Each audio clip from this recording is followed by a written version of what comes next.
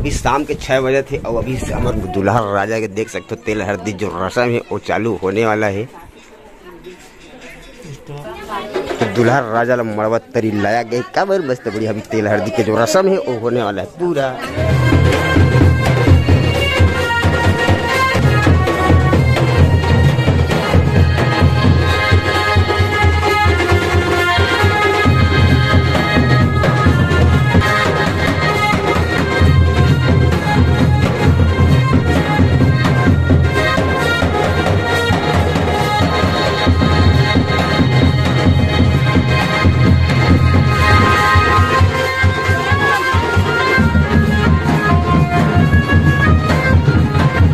संगवारी हो बढ़िया देख सके और मिले बढ़िया राजा दूल्हा राजा ला बढ़िया भी तेल है तो मस्त बढ़िया लेपत करे जा तो बढ़िया एक नंबर सजाए गलत गई अभी मस्त तेल हर की जगह ही 7 बार करवा दे बढ़िया मरवा दे बढ़िया सब चीज बढ़िया तेल हर चीज बढ़िया आप लोग अच्छे से करके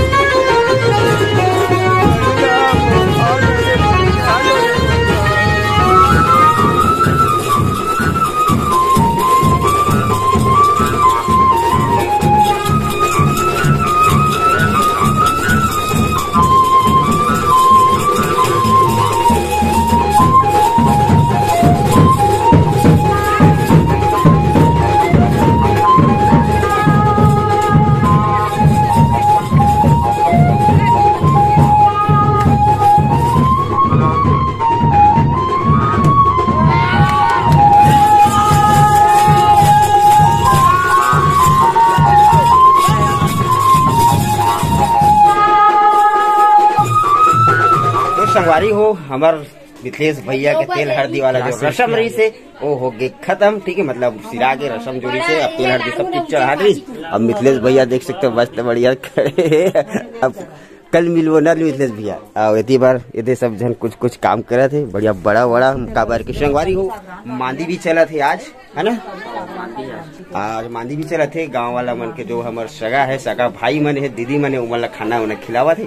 तो कोई बात नहीं संगवारी हो, ये वाला वीडियो बस अटके देर तक रखता। वीडियो कैसे लगी कमेंट में बताना, अब बढ़िया लगी से तो लाइक करना, कमेंट करना, शेयर करना। और संगवारी हो कल हमारे मिथिलेश भैया के जाबोन कहाँ बारात, कल बारात का फुल एंजॉय और मस्ती करत जा रहा है, फुल नाचना गाना के साथ। तो संगवारी हो मिथिलेश भैया के नेक्स्ट ब्लॉग देखे पर झन बुलाओ कौन सारा बारात के साथ बढ़िया अपना टिकावन बढ़िया सब चीज देखे मिले, एक नंबर एंजॉय भी करबो। तो बने रहो ब्लॉग में, आप मतलब देखे पर मिली।